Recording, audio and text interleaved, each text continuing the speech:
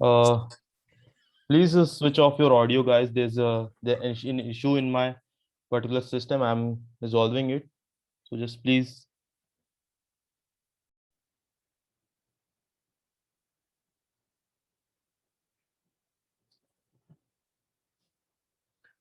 So yeah, finally we are back. Some issue in my system. I don't know what's going on. Cool. Okay. I hope the screen is visible. Yeah, it's visible. Cool. So we discussed if loops and for loops in Python, if statements and for statements in Python. Now we are going to quickly have a look at a concept which is called as list comprehension. So see guys, if you want to create a list, if you are having a requirement, for example, I have to from this particular list, I have to create a list of all the numbers which are divisible by 2. So what I'm going to do is first I'm going to create an empty list. Okay.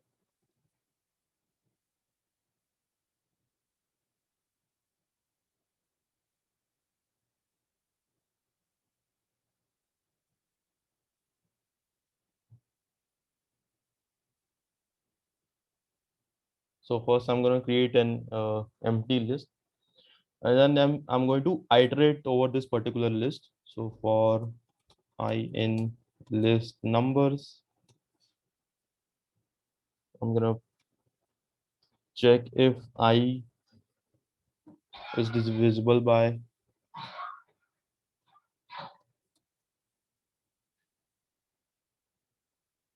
and if that particular element is divisible by I and divisible by 2, I'm going to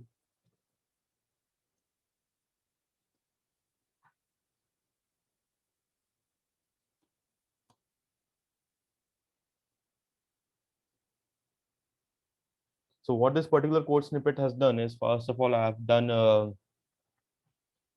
created an empty list, and then I have iterated through all the elements of that particular list. And in this particular statement, I've done is I've done a condition. I've checked the condition if that particular element is divisible by 2. I have appended that particular element into my new list, which I've created right here. So it has created from out of this list, I have created a list which is divisible by 2. So now what I'm going to do is we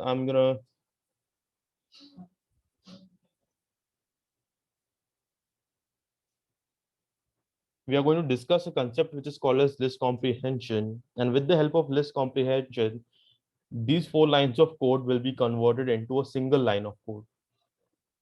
So what I'm going to do is we are going to create.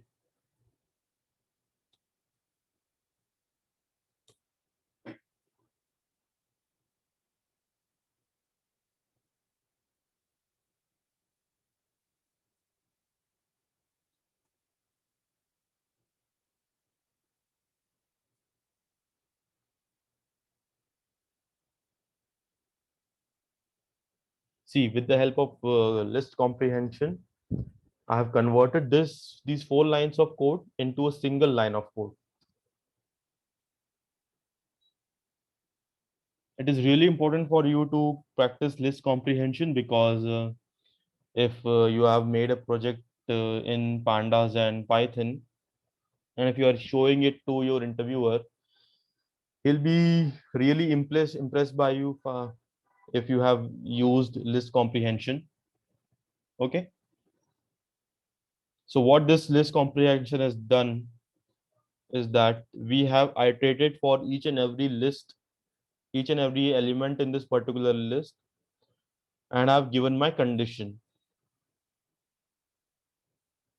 Like if x mod 2 equals to 0, then only that particular element must be present in my list underscore comp.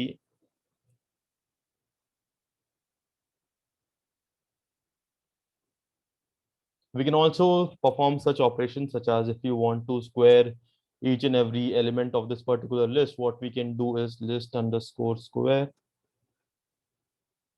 and we can do x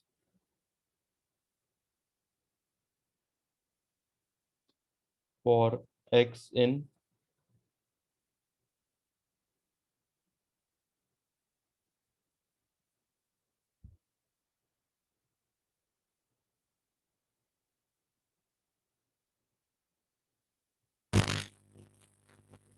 done it. It has squared each and every element of that particular list, and I've created a new list on top of this particular operation.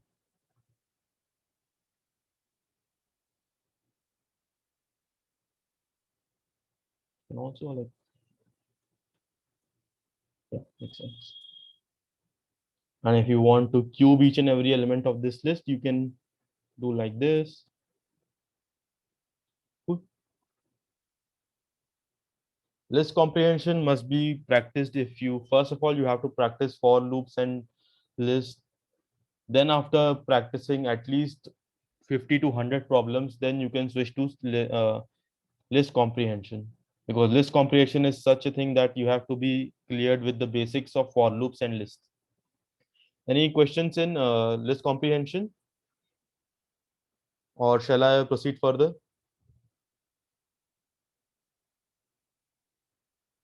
Yes, no?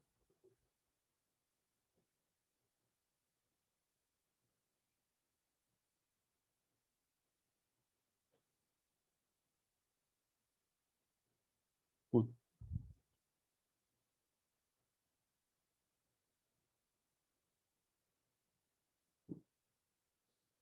So now let me there's a thing which is called as function in Python. So function is the so with the help of function in each and every, may it be Python programming language, Java or C++, you can encapsulate your piece of code into a particular in a particular bucket, which is called as function. So for example, I have created a function.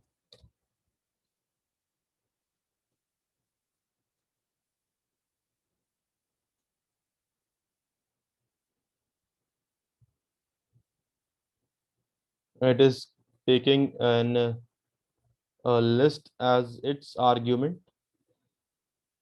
So I'm going to return.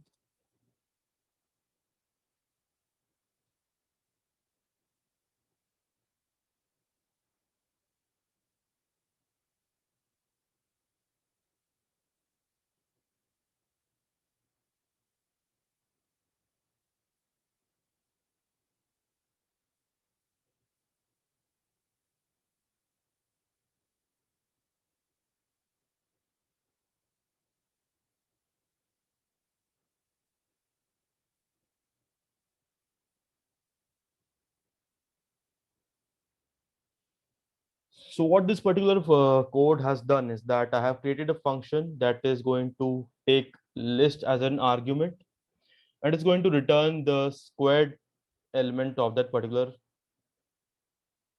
So def keyword will be used when we are going to create a function. Okay. So def stands for definition.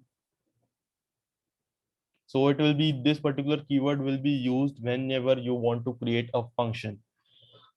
So function can be used, for example, you have to perform such certain cleaning operations on your pandas data frame, and you want it to, and your company has told you that these will be the operations for each and every file or data that you will be receiving. So instead of writing that whole code snippet once again, you try to encapsulate that particular code snippet into one module or one bucket, which is called as function. So that particular function will be accepting the path of the data frame pandas, the path of the Excel file, may it be stored in server or your local machine, and then you can return the pandas data frame so that it can be written again to CSV. So creating a function while you are performing exploratory data analysis is a really good practice. Okay. Just you need to offer the path of the Excel file. The function is going to perform all the transformations on top of that file, and it is going to return you the cleaned Excel file. Okay. So I'm going to repeat once again. DEF keyword will be used when you are trying to create a function. Cool. So what this particular function as of now has done, that it has returned me a list and it has squared each and every element of that particular list. Now, once again, guys, if you have created a function, it is not going to execute it by itself. You have to call it. So how to call a function?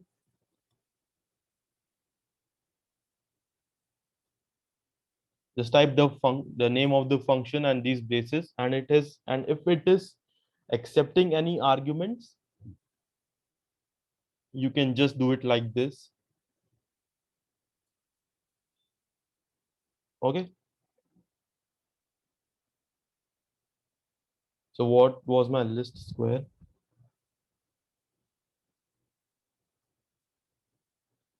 It has squared each and every element of this particular list and returned me. Writing function is a really good practice because whenever someone else is looking at your code,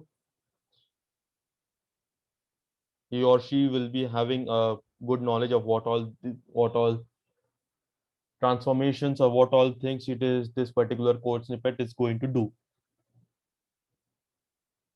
So from now on, we'll be talking in terms of functions. Okay. So I hope there are any not any questions in if loops, while loops, functions.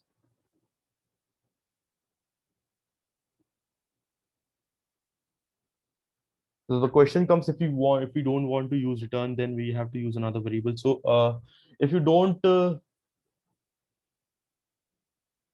if you don't want to return any particular it depends upon your requirement, right? If you don't want to return anything, you just want to print, you can just use print. And if your requirement is like you have to return any particular variable, then you have to use return. Okay.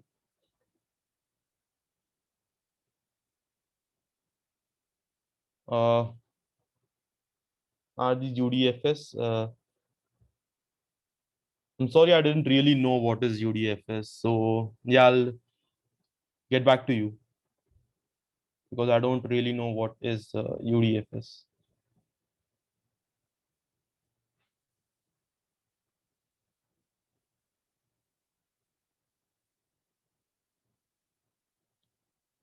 User defined functions, yeah. So for example, we looked at what all inbuilt functions are there. So inbuilt functions are basically you have uh, what I can say, inbuilt Python functions. You don't need to write code for that. You can just directly use them by calling those particular function. But if you are writing your own code for function, then these are basically user defined functions. Yeah.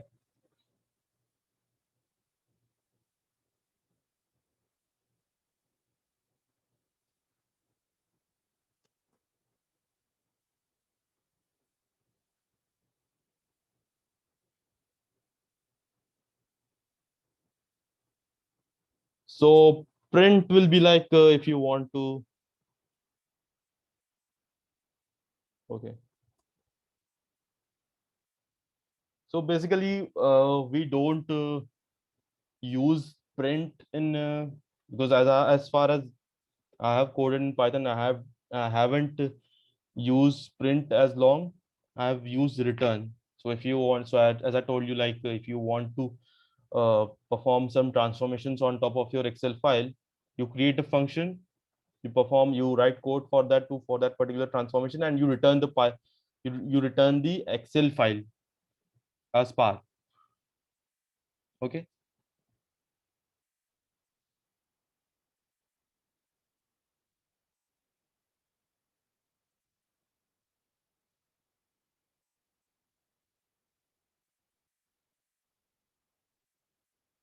Because there will be many use cases like you have to, you know, so for example, you have just, so let's take an example of this particular code snippet, right? You have performed some operations on that particular list, and you want to return that particular list after all what all transformations have been applied on it. And in case of print statement, you will not be able to use that returned list, and as not, you will not be able to use that returned list as variable. So if you want to do something else on that particular list, you will be using return statement.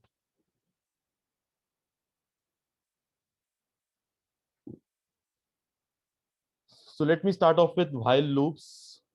So I'm gonna explain while loops with the help of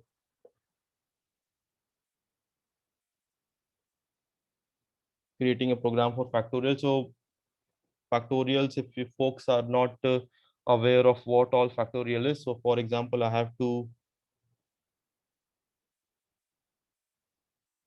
need more examples of functions. Yes, I'm doing that. Puja Wadwan. We are, as I told you, we are mainly will be talking about in terms of functions. Okay. So if you want to create a program for while loops, what we have to create a, so for folks, sorry, so for folks who are not aware of what is a factorial, we can do it like this. So if you want to have calculate a factorial of 4,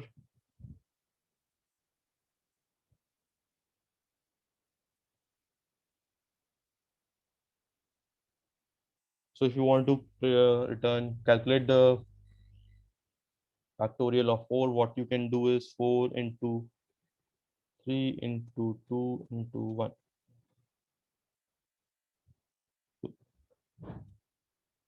We can also write it like this: 4 into 3 factorial. So 3 factorial is basically 3 into 2 into 1. This is going to return me again 4. And suppose I have to print 5 factorial, I'm going to just do that like this. It is going to return me 120. So let me write a function in order to create a factorial of a particular number. Particularly, we'll be doing this with the help of while loops. So let's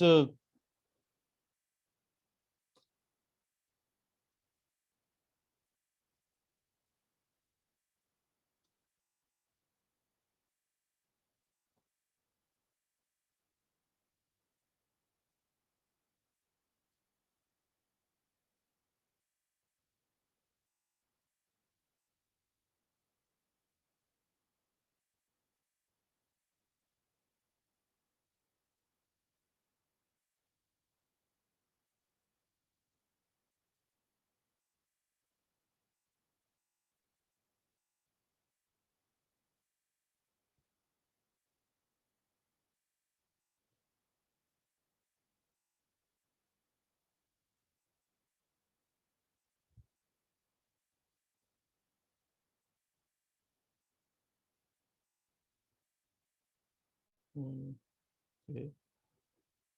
Let's print the factorial of 6. It is going to return 72. So what while loops does is that remember in for loops, if you want to check a condition, you have to explicitly write if statements inside of a for loop. So for example, the example as we saw, if you want to print the elements that were divisible by 2, we wrote an if statement. Yeah. So we wrote an if statement. In case of while loops, you don't need to write an if statement explicitly, because what while loops does, it is going to check this particular condition, and if this particular condition is true, then only it is going to enter in this particular block of code. So what I've done in this particular program is that I've initialized my fact variable as 1, because I cannot assign it to 0, because it is going to, for example, I have to print the factorial of 5. So 5 into 4 into 3 into 2 into 1 into 0, it is going to it is going to return me 0. Now the number should always be greater than 1, because it is going to check this particular condition. If the number is greater than 1, it is going to execute this particular 2 lines of code, and then it is going to return me the fact. So what, for example, I have to calculate the factorial of 6. What I have to do, so 6 is greater than 1. Cool. So 1 into 6, and then it is going to decrement it to 5. Number equals to number y minus 1. What we did over here.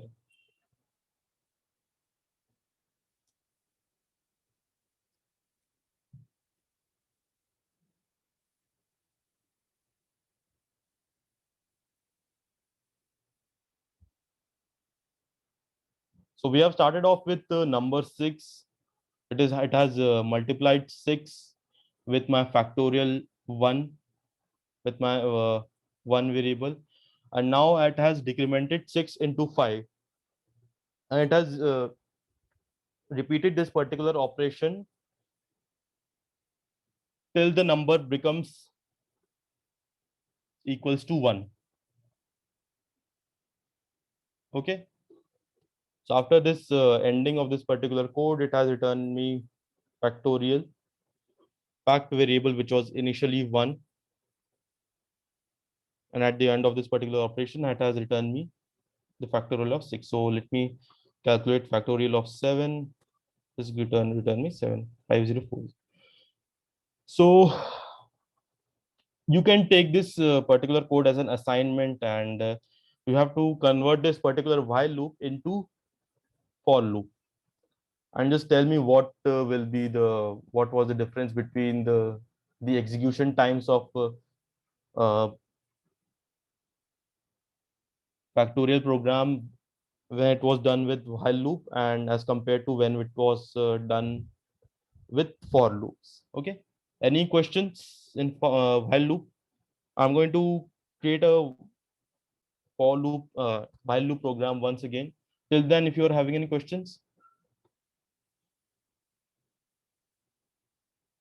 Really simple, this program is really simple. If you have learned coding in college or somewhere, this might be the first program you have created. Any questions? Yes, no? Let me zoom out a little bit. Any questions? Yes, no?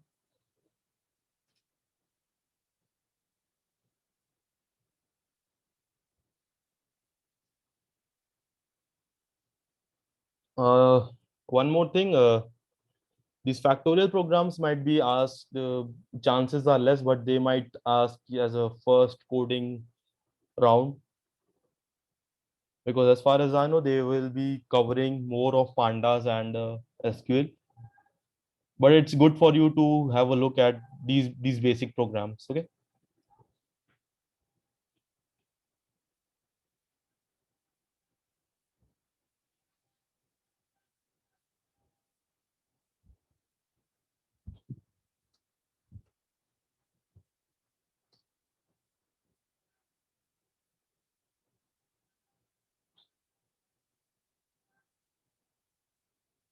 Okay.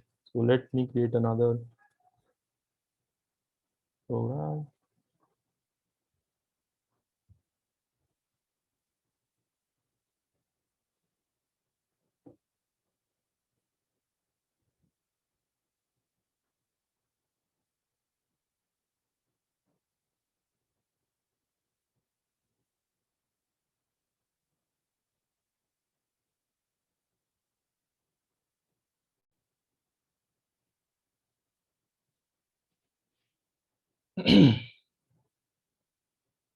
What all things I have to discuss? Let me have a look at that.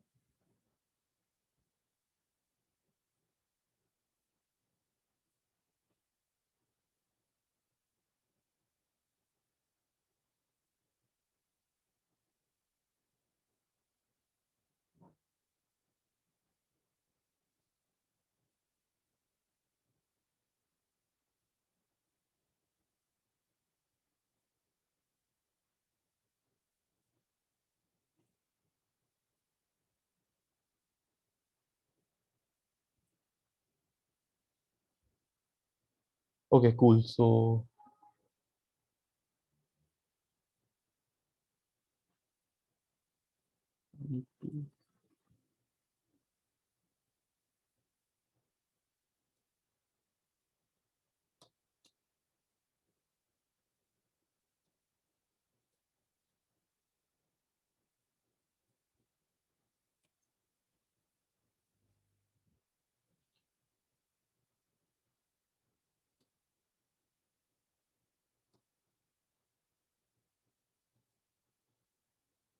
yeah.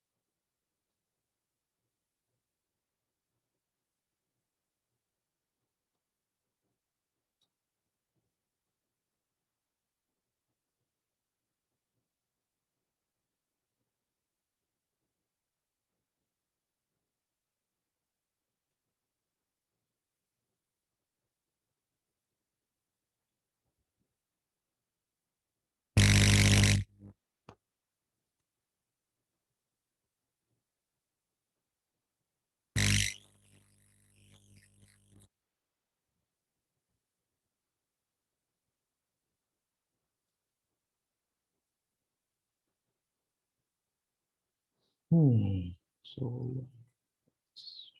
all this.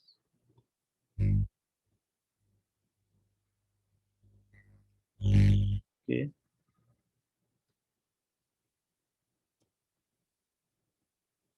Cool. So what I've done is I've created a basic program to check if a number is prime or not with the help of while loop. So what it has done is I've started off with I equals to 2. So as you know, I is not one is not a prime number. It is so every number is so prime numbers are basically numbers that are divisible by itself only. Okay.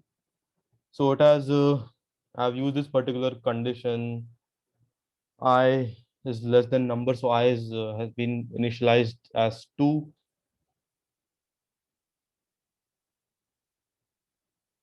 And then I've checked this particular condition if I mod 2 is equals to 0. Okay, once again, number mod I. The number mod I equals to 0. That is good. Then so again, this is a particular simple basic program. So you can convert this while loop program into for loop. You can take this as an assignment and check the execution times of this particular program if it's done with the help of while loop or for loop. And yeah, let's try it once again. 133, not prime.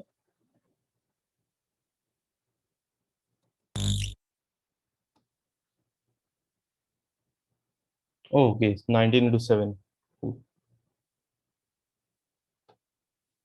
So yeah, you can take this particular program as an assignment to convert this particular code snippet into for loops. So it will give you a good idea of what for loop is all about, what for loops and while loops are all about. And Yeah, again, you can convert, you can, you know, just compare the execution times of for loops and while loops. I hope there are not any questions in while loops and for loops. Pretty much basic. Any questions as of now, so that we can quickly jump into NumPy and its inbuilt functions? Yes, no.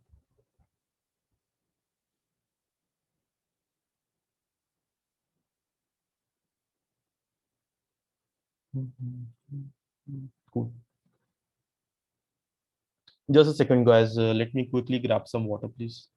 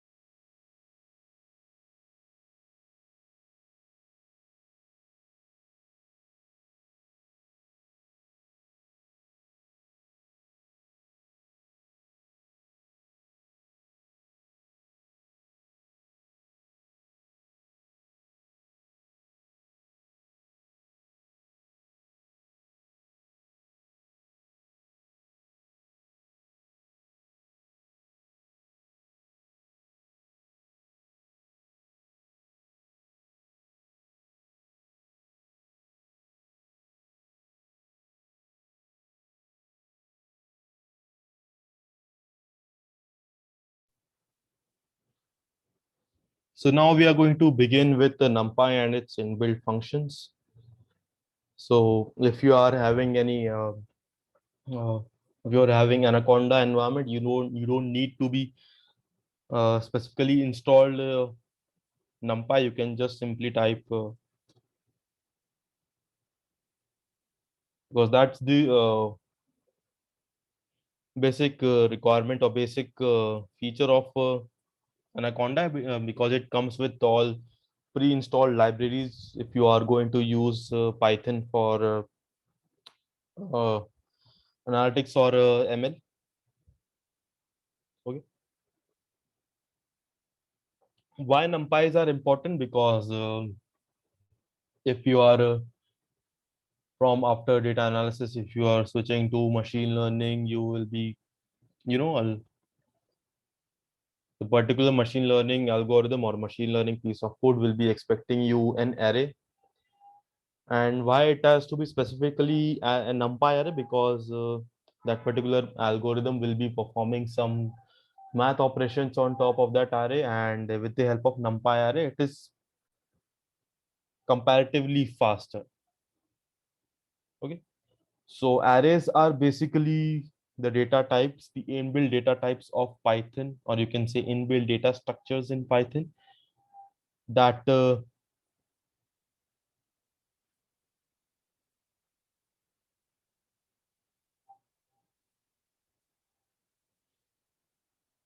that specifically contains the elements of the same data type. Uh, we won't be covering basic ML in this course.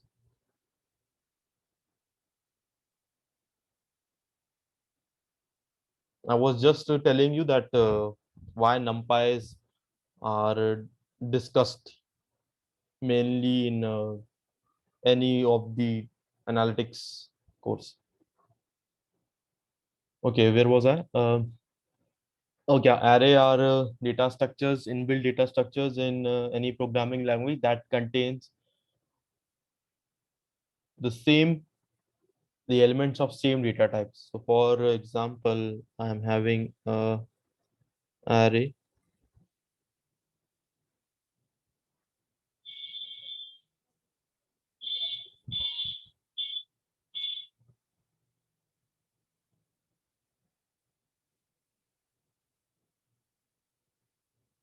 Let me create a list.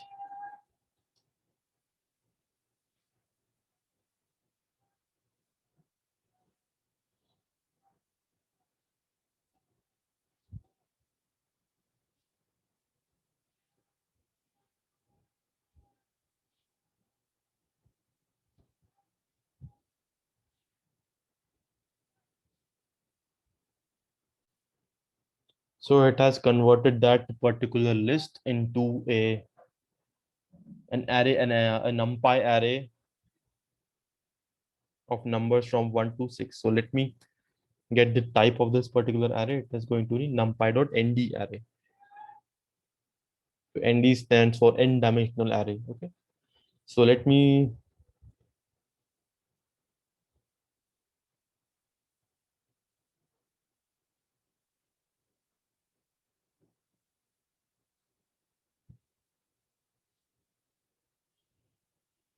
so I have created all the elements as strings. So it is particularly a string array, an array which contains all its elements particularly to be string.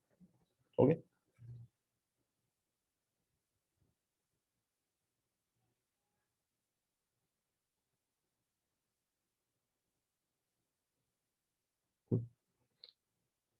So the first inbuilt function will be okay. So before starting off learning any data structure or inbuilt data structure, that the first thing you should be to how to is that particular data type or data structure is indexable or not. So if I want to return me the first element of this particular array, I'm going to do array of 0 and it is going to be return me 1.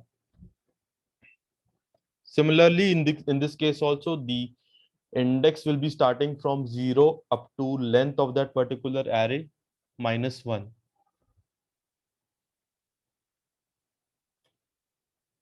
And here in this case also, if you want to return the last element of this particular list array, what I can do is array of minus 1. It is going to return me 6. I hope the font size of is clear, is okay, or should I increase it a bit?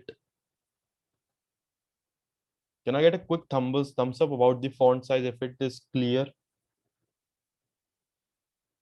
Cool. Thanks. Cool.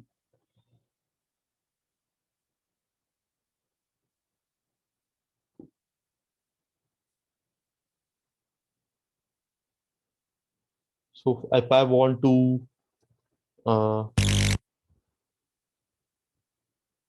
return me elements between first and second, so what I can do is 1:2.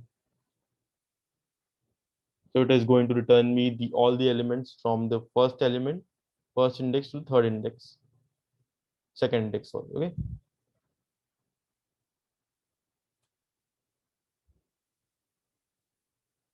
We can also use shape function.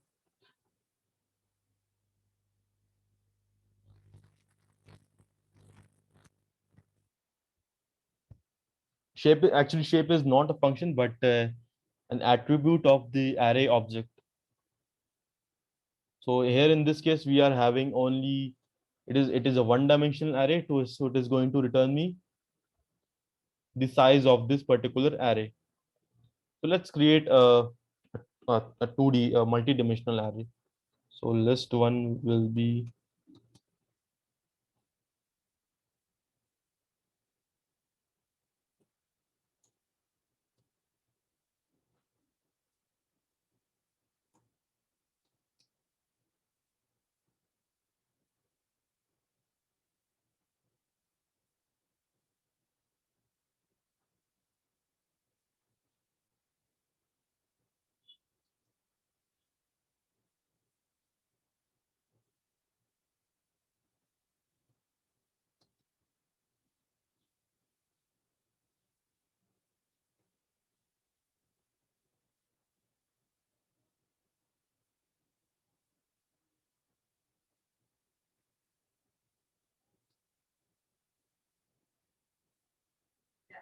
just a second, guys. Just a second.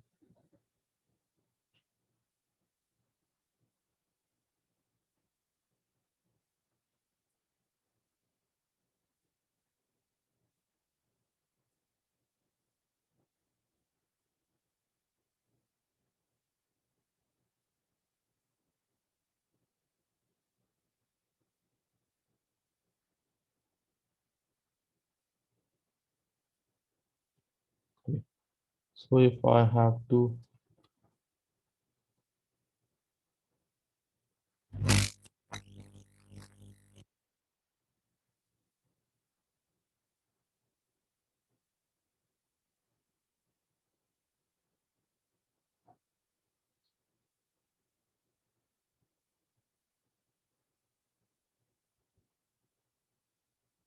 so with the help of all these arrays, we have created a multi-dimensional array. So if you want to create a multi-dimensional array, what you can do is the format must be just create a list inside this particular argument and provide all the lists with the help of which you want to create the multi-dimensional array. So list one, list two, list three, list four. So I'm going to repeat again. If you want to create a multi-dimensional array on top of your 3 to 4 lists, what you can do is just quickly create np.array, and in the inside these arguments just create a list and provide all these lists, and then it is going to return you the multi-dimensional array. So now let's get the shape of this particular array. So let's say 4 rows and 3 columns, 4 by 3. So it is like that. You might have read about matrices in your college or school days. So basically, the dimension of a matrix is like rows, comma columns. So it is a bit particularly the dimension of this particular array are 4 rows and 3 columns, 4 comma 3.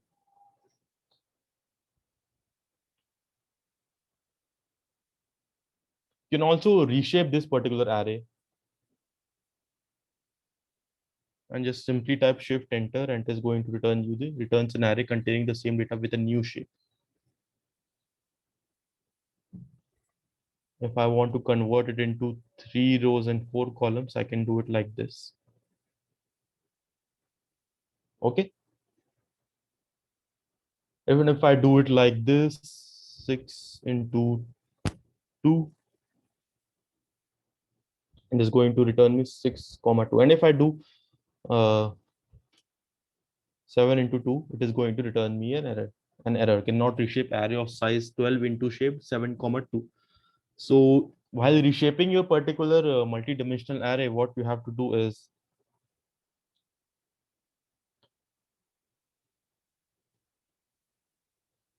the argument of this particular reshape function must multiply to the size of this particular, must multiply to the number of elements in this particular multi-dimensional array. So the number of elements in our multi-dimensional array were 12, and here I provided 7 comma 2, which multiplies to 14. So in that case, it returned me an error. Okay. Any doubts or any queries as far for the NumPy, NumPy arrays or shape and reshape? Yes, no, any questions?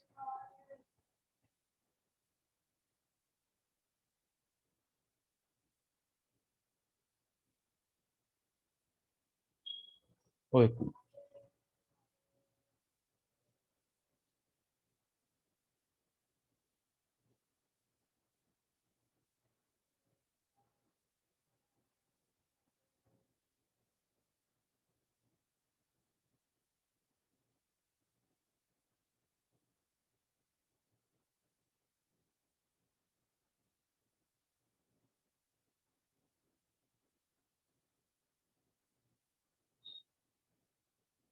So now let's discuss about a really important inbuilt function of NumPy, which is called as arange.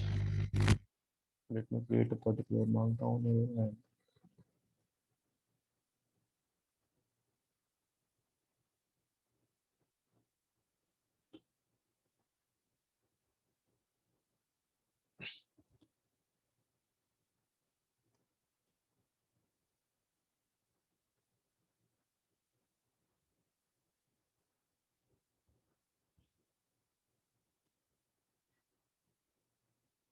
And So let me have a look at what all arguments it is going to expect me.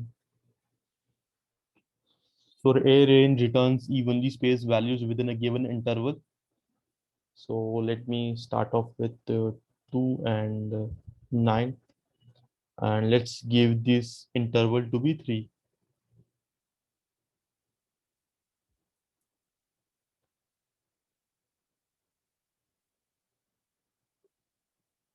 So what this A range does is that it is going to return you all the elements between the minimum, that is 2, and maximum, which is 9, and the difference between its the consecutive elements of this particular array will be 3.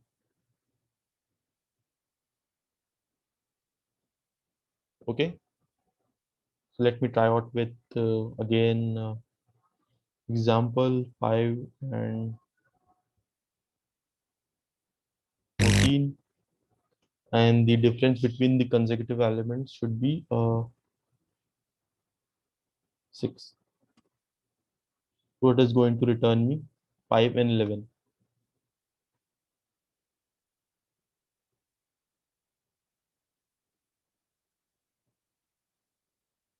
because it has not, it only contains 5 and 11, because 11 plus 6 will be 17, and 17 will be the 3 behind the scope, the maximum value of this particular array. So let me discuss one more inbuilt function that is called as np.line space.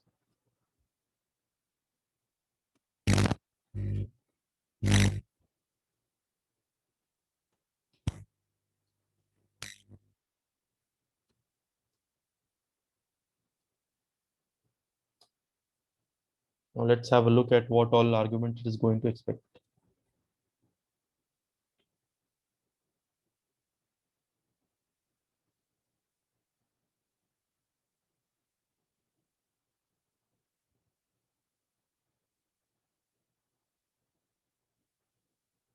The minimum element of this particular array underscore 2 should be 5, and maximum will be 23.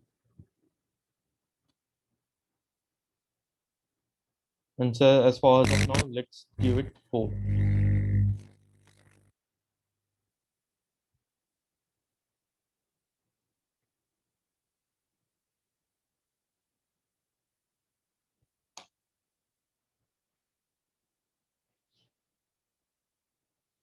So what line space does is that the first argument will be the minimum value of the array that you want to return. The second argument will be the maximum value of that particular array that you want to return. And the third argument must be the number of elements that it must contain. So let me give you, and remember guys, these all elements, these all consecutive elements of this particular array are equally spaced. So now let me give 5 and 9 it, and I want 10 elements. So it is going to structure this particular array in such a way that it contains 10 elements and all of them are equally spaced. Okay. Any doubts in np.arange and np.line space?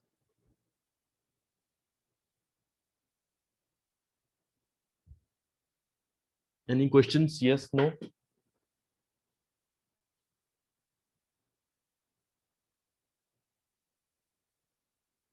Yeah, these are floating because see, if you want your element or array to be contain 10 elements and all these should be equally spaced, then no, it is possible for you to have an integer array. Okay, so it will be a float. So for example, you have to divide uh, all the numbers between 5 and 9, and all the elements must be in equal equally distribute equally the difference between the consecutive elements must be same, then it will be a float. You can prove it mathematically. I hope I have answered the question.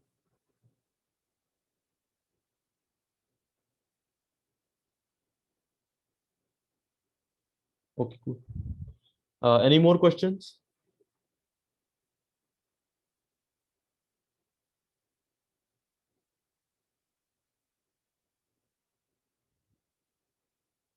Any questions in A range or line space?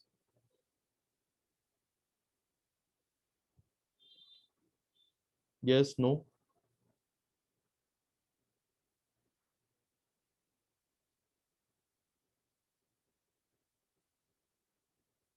Oh, cool.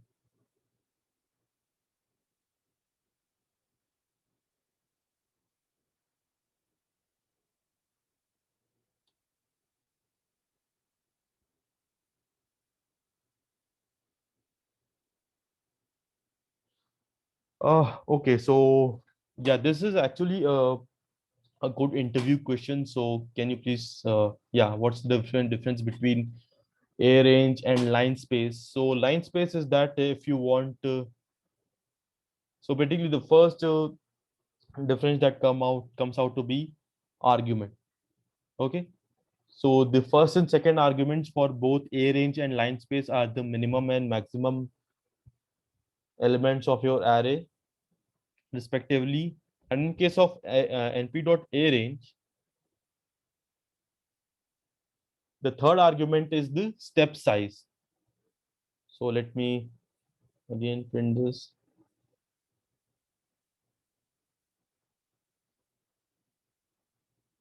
So the difference between these particular elements, all the consecutive elements of this array should be 6.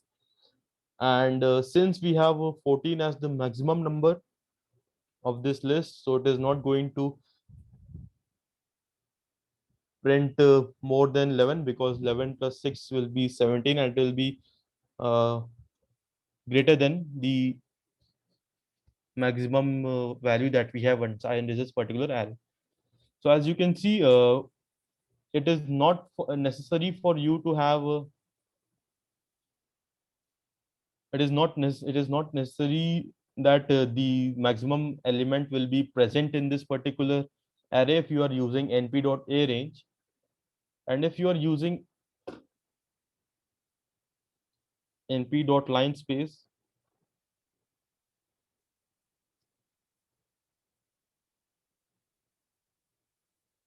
and the third argument becomes the number of elements that you want to have in your particular array. So if I do 6,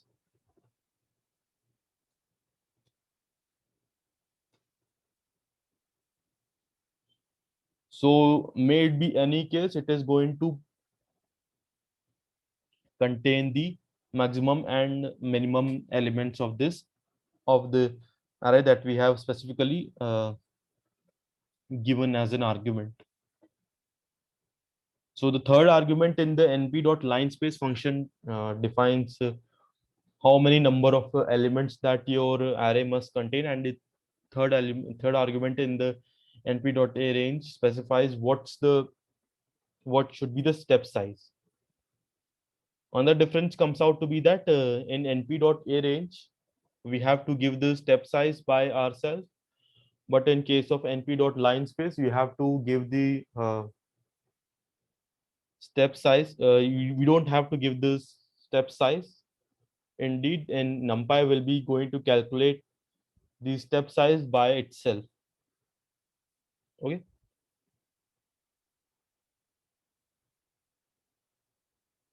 So that's a good interview questions. If the person wants to check you for basics of NumPy. Okay. I hope I have cleared the query. Or shall I repeat once again?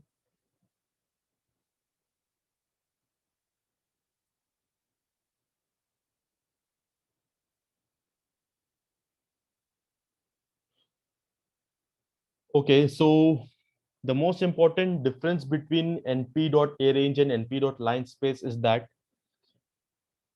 and in np.arange we have to specify the step size by ourselves, but in case of np.linespace we have to just specify the size of that particular array, and the numpy it is going to calculate the step size by itself.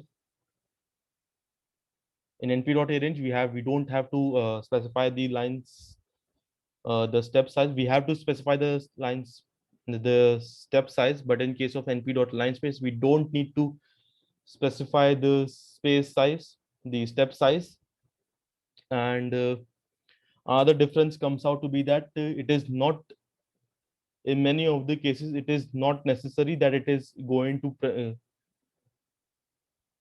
that the element that the particular array is going to present the maximum value. But in case of np.linespace it is going to, it is far more required that it must contain the maximum element itself. Okay.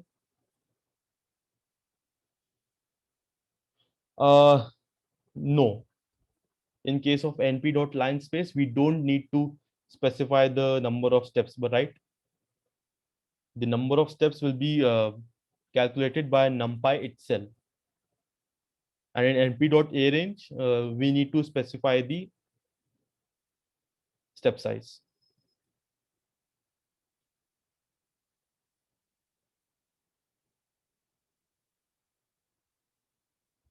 Cool.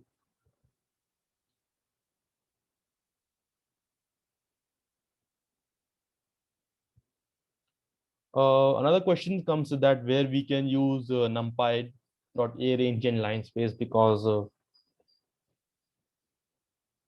if you want to create an array, suppose if you have to if you are creating an array with requirement is that you have two minimum and maximum numbers, and you have to uh, I'll come up with the, I have really have good examples of where we can use numpy.arange and numpy.linespace. It was really a good use case. As of now, I'm not remembering the, like what was the exact case, but it was really a good link. I'll share it with you in the Skype group. So the link was really good, and it will be definitely going to explain you what arange and line space are all about and why we use it. Okay, cool.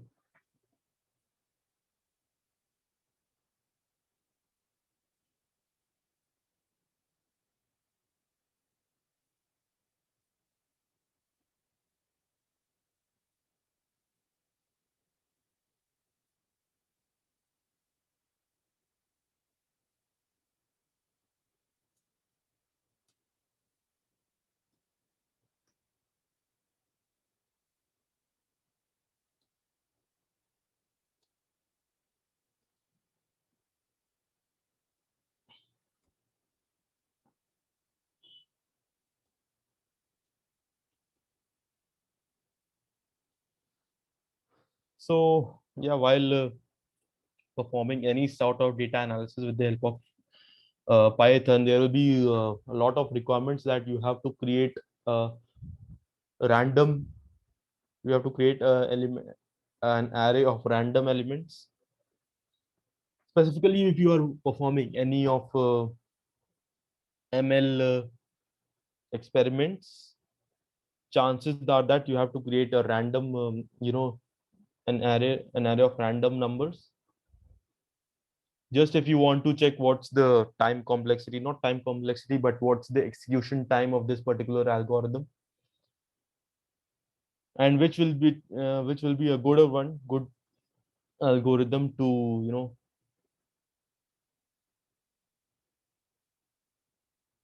which will be a good algorithm to perform on a random subset of numbers. So let us start off creating a random array.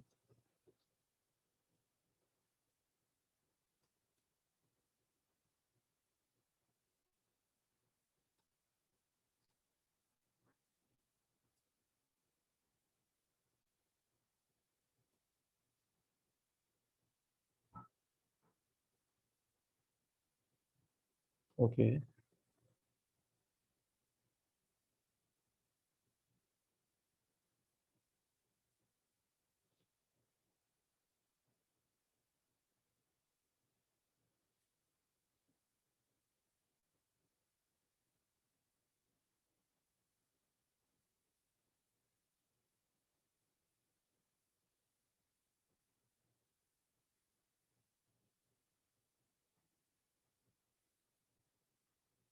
So what np.random.rand, it returns me a random integer, may it be random number.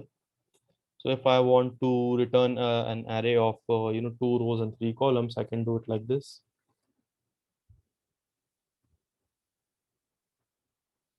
And it is going to return me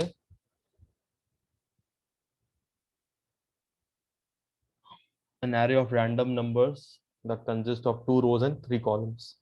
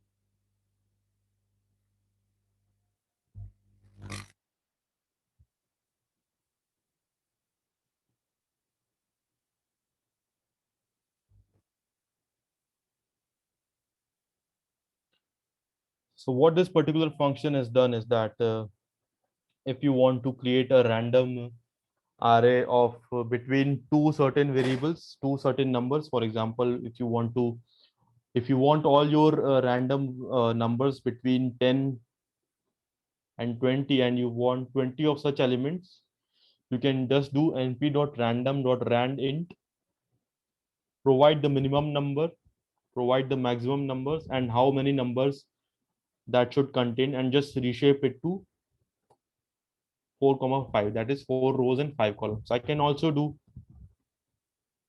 10 comma 2, as far as the product of these two numbers 10 and 2 must be equal to 20, because the number of elements in my array will be 20. I can also do like this.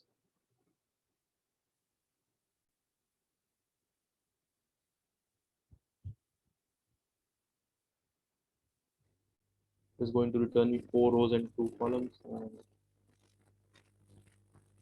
also two rows and 4 columns.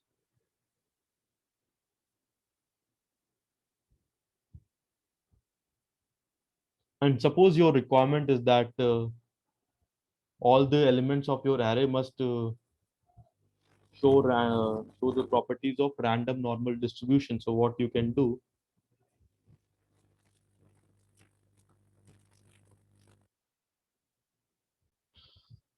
okay, so random function, it is going to, what it is going to do is that suppose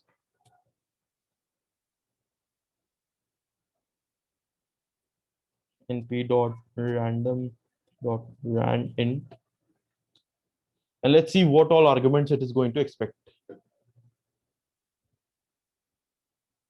So it returns me it expects to be the minimum element and the maximum elements.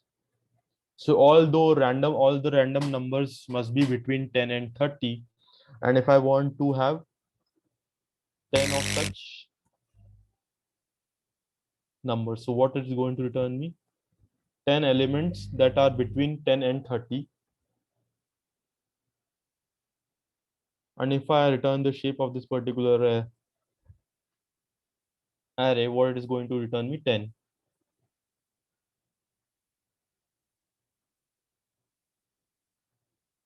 And if I want to reshape it to convert it into a two-dimensional array, what I can do is like I can do 5 rows and 2 columns. Okay. So I hope your the query is cleared, or should I repeat it once again?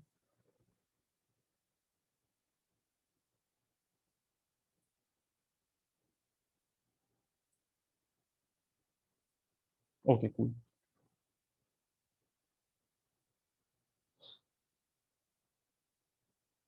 So once again, a requirement is that all these elements shouldn't be random, but they should follow the standard normal distribution. So what I'm going to do is,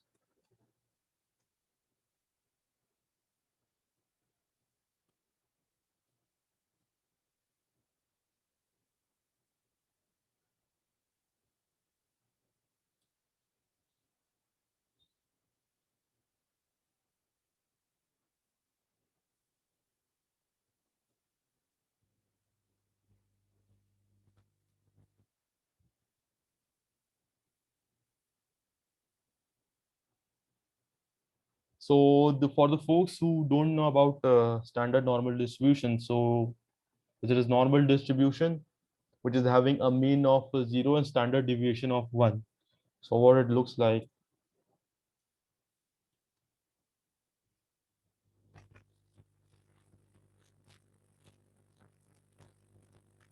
it is having a mean of 0 and standard deviation 1. So don't worry about that, it is going to be cleared in statistics classes. And yeah, just for as of now, just remember that the mean and standard deviation of a normal distribution are 0 and 1 respectively. Okay. So if your elements, all the numbers must lie within a standard normal distribution, what you can do is np.random.randin, and then you can pass on the rows and column the particular dimension of your expected array to be. In this case, I have passed it as 2 comma 3, that is 2 rows and 3 columns, and it is going to return me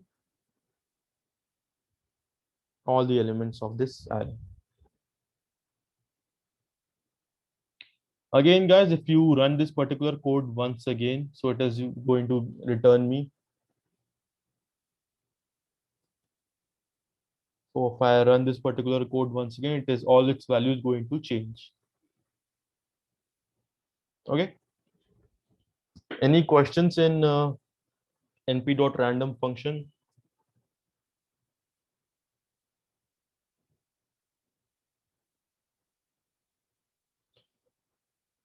Random.random function is basically useful in such cases when you are performing, as I said, if you are performing any ML experiments, and as you might know, many of you might know that if your elements follow standard normal distribution, it is going to diverge it quickly. In other words, in layman language, the execution of that particular ML algorithm will be faster if your inputs follow standard normal distribution. Okay. So converting this into a standard normal distribution, the elements into a standard normal distribution also comes under data cleaning part.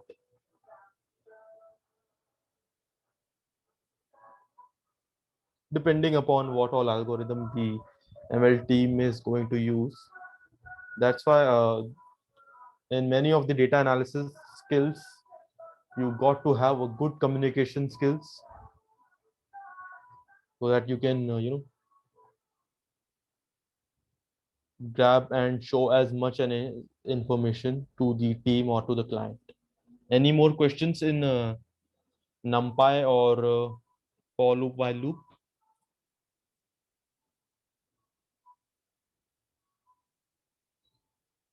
Any questions? Yes, no?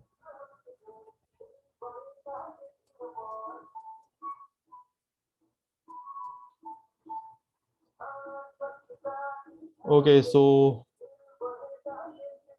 you can just take these two particular code snippets and try to convert it into a for loop so that it will be giving you a good idea of what all for loops and while loops are all about. And just keep on practicing. There are a lot of websites apart from all the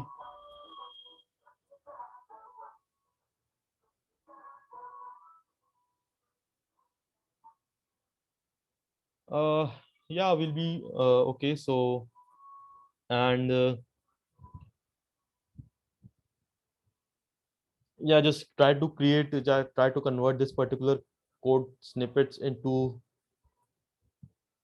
for loops, so it will be giving you better idea why for loops are used and why they are better than while loops.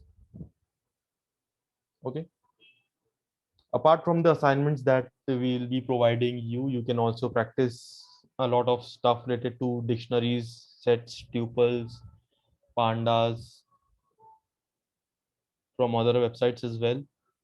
Though we'll be providing you a lot of assignments to practice, but if you want more practice, you can just simply follow Geeks for Geeks or Hacker Rank.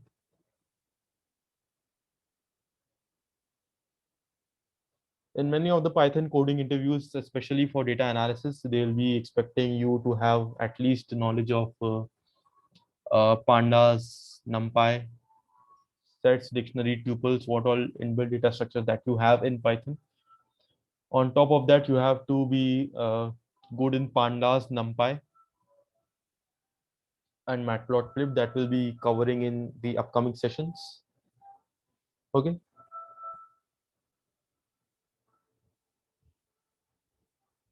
So I hope there are not any questions further. If you are having any questions, just type them over the chat.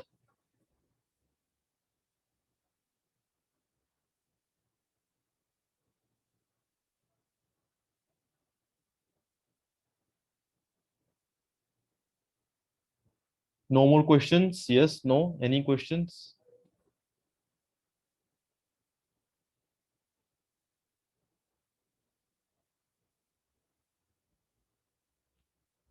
Okay, cool. So let's meet tomorrow. Tomorrow we'll be covering pandas. Okay, so if you have installed Anaconda environment in your machine, no need to explicitly install pandas with the help of pip. Okay, that's the requirements. That's why a lot of people say that it is you have got to have Anaconda in your environment in your machine if you are particularly working on analytics or ML. Okay, so on that note, let's meet tomorrow. We'll be starting off with pandas. Okay, we'll be covering basics of pandas, what all things you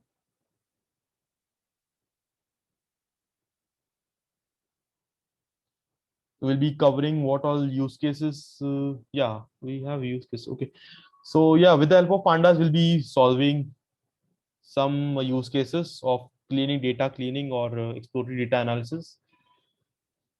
So tomorrow we'll be covering some basics of pandas, what all if you want to read your CSV file or Excel file in pandas, you can in Python, you can how to do that with the help of pandas. And tomorrow we'll be covering some basic transformations with the help of pandas, and we'll also have a look at what all lambda functions are about.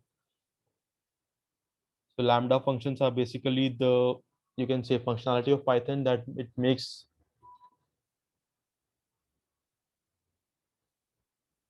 what all it so that actually lambda functions what is the thing that makes Python different from rest of the programming languages.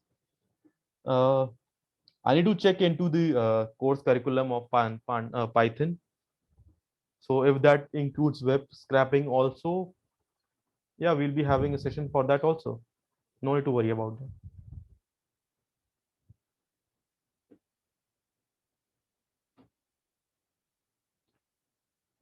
Okay, cool. So let's meet tomorrow. Our hands dirty with pandas.